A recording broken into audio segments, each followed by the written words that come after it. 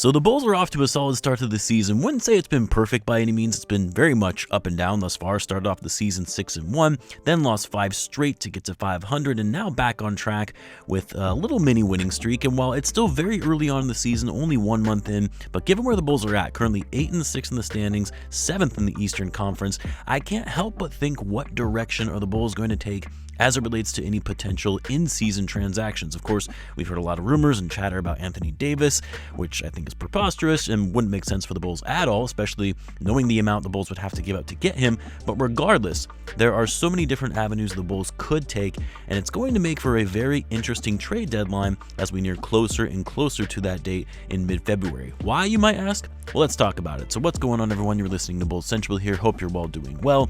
Now, regardless of how you feel about the Bulls and their current direction, regardless of what you've thought about their season thus far, regardless of the fact that they've had a couple of bad losses, including a 5-game losing streak, the Bulls sitting 8-6 to start off the season when they had one of the toughest schedules to kick off the year, coming out of their first 14 games 8-6, is still better than most people had anticipated. I mean, the over-under for the Bulls to start the season was 32.5, I believe it was.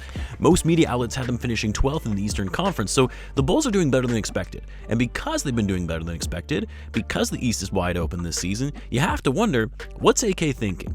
We know he's been aggressive, albeit a little too hasty to push to win now when he first came into the front office and made that trade for Vucevic, giving up 2 first-round picks. And of course, that trade ultimately didn't lead to much outside of 1 playoff appearance. And because the Bulls now finally control all their first-round picks, they also still have that extra pick from Portland that's lottery protected. And they have all of these expiring contracts, tradable expiring contracts, I might add. And having all this cap flexibility going into the 2026 offseason, the Bulls can really take this in a number of different ways. They can make a win-now move, a move where they trade some of their draft capital, maybe some of their young players, for an established star who was maybe a bit disgruntled and looking for a change out of their team. Hell, even a superstar type of player, Giannis, unlikely, but we can dream.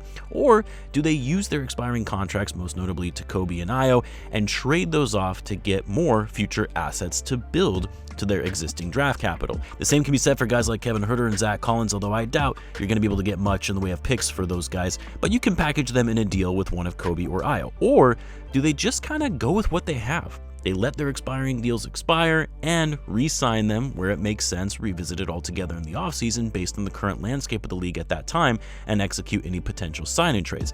I didn't even mention Nikola Vucevic either. I'll be curious to see how the Bulls handle the Vuce expiring contract, especially when he's still playing well, still productive, but obviously doesn't fit the Bulls' timeline long term. Is there a possibility the Bulls can get some value for Vuce from a contending team that believes they're just one piece away from a title push? Now, what worries me is knowing AK, knowing that sometimes his thinking isn't the most rational, knowing that he's never really been the type to tank. Hell, he even hesitates to call this whole entire thing a rebuild. We know AK is always going to be trying to win. Same with Billy Donovan. And given the fact that the Bulls are now about to embark on a stretch on their schedule, like I mentioned in last night's video, they're going to be playing the Wizards, Pelicans, Hornets, and Pacers. Not one of those teams has more than 4 wins on the season. So we could be seeing a winning streak for this Bulls team, although you never know with these guys, they like to play down to their competition. But if we do see a winning streak over the next couple of weeks, because even beyond those few games, they actually played the Pacers for a second time and the Brooklyn Nets, along with the Magic, who have been okay. So there is a real world where the Bulls could be 5 or 6 games above 500 and in the top 6 in the Eastern Conference. Does that give AK enough ammunition to say, we're right there, let's accelerate this? Now, I personally don't think the Bulls will go down this route. My hope is AK has learned his mistake from the first time around when he hit the gas pedal prematurely in 2021, but we do know there are going to be opportunities, stars that are going to be available leading up to the deadline, and is there going to be an offer that is just too enticing to pass up? Is Giannis going to be available as the season wears on?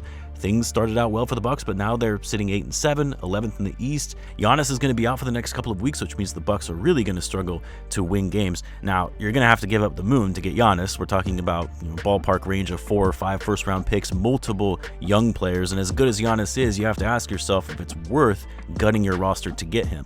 And then, of course, I think a lot of people are expecting guys like Ja Morant, Zion Williamson, yes, even Anthony Davis are likely going to be shopped depending on how the next couple of months go for their respective teams and how they play out. I highly doubt the Celtics would make Jaylen Brown available when they're just in a gap year, but if they start falling in the standings, do they try and go down a tanking route to get a top pick? I would say it's very unlikely, but my point is there are going to be some big names that will be available as we get closer to the deadline, and the Bulls actually have the assets, they have the salaries, the expiring contracts to make the money work. Would they put themselves in play, in position for a big name player? And then of course the Bulls could go the opposite side of the spectrum. Do they maybe look at their expiring contracts and try to sell those off for future assets? It's going to be an ongoing discussion, an ongoing debate this whole season leading up to the deadline. What do the Bulls do with Coby White and Ayo Dosunmu and Vucevic? But to a lesser extent, as I think Vucevic's trade value is going to not really be that high on an expiring contract for a 35-year-old. But Coby and Ayo are going to have the most value going into the trade deadline for the Bulls, aside from maybe Matas Buzelis, of course, who is going to be untouchable in the Bulls' eyes. But Coby, both Coby and Ayo, have been incredible so far this season. I know Coby has only played in 2 games, but he's looked just as good as he did last year. Ayo has looked even better than he did last year, and he hasn't really missed a beat since that shoulder injury. And yes, both players are going to be expecting very large pay increases when they hit free agency in the summer. And so the age-old question at this point that we even started talking about last season, are the Bulls prepared to pay both of them? Which they can do. They'll have enough cap space to pay both players. But because they have a crowded backcourt, and because they really have to start asking themselves, is this core, the current core, if we re-sign these guys and it takes up the bulk of our cap space, is this core getting us to contention? And if the answer is no, then the Bulls have to consider whether it makes sense to try and trade one or both of Coby and Ayo before they hit free agency and they lose them for nothing, especially when Coby and Ayo's trade value is really high right now with the way they're playing and the fact that they're in their mid-20s and in their prime. And so the opposite of what I talked about before, and the Bulls maybe using Coby and Ayo to be included in a trade deal involving picks to get a star-level talent to Chicago, in this instance, would the Bulls sort of double down on this youth movement or rebuild and maybe move Coby, Ayo, and Vooch for some draft picks or young players with some upside? I do think there would be contending teams interested in Coby, especially for teams that need an added scoring punch and knockdown three-point shooter, and also teams interested in Ayo for a strong role player coming off the bench. The question is more so how much. What would these guys net you in a trade package, especially if you combine both of them in a trade deal? And look, I've been asked this before, well, between these options, what path do you think the Bulls are going to take? And to be honest, I have no idea. I actually have no idea what position AK is going to take on this. I mean, a lot of it depends on whether we get closer to the deadline and the Bulls continue to perform above expectations, are sitting top 4 or 5 in the East, then making an all-in move is probably more likely. But at the same time, I don't know. If the team is performing above expectations, maybe they don't rock the boat and keep things steady and see how things go into the offseason. I mean, they don't have to rush any of this. It's not like they're up against a closing championship window. This year wasn't even about that in the hopes of trying to win a championship. And so making a hasty move like that when things are actually going well with your current roster might actually throw off the team chemistry and dynamic if you add in a star-level player. Like, yes, there are issues with this roster. There are things the Bulls have to address, most notably their interior defense and rim protection. They're not a good offensive rebounding team. They don't get to the free throw line that much. Like, this team is far from perfect, but it doesn't necessarily mean they need to go for it, to go all in this season and making any risky moves that jeopardize their future. Either way, it's going to be interesting. It's going to be very interesting to see which direction this front office takes, especially if the Bulls start stringing together more wins. I would love to hear what you guys think, though. You let me know in the comments. As always, be sure to subscribe, and I will see you in the next one.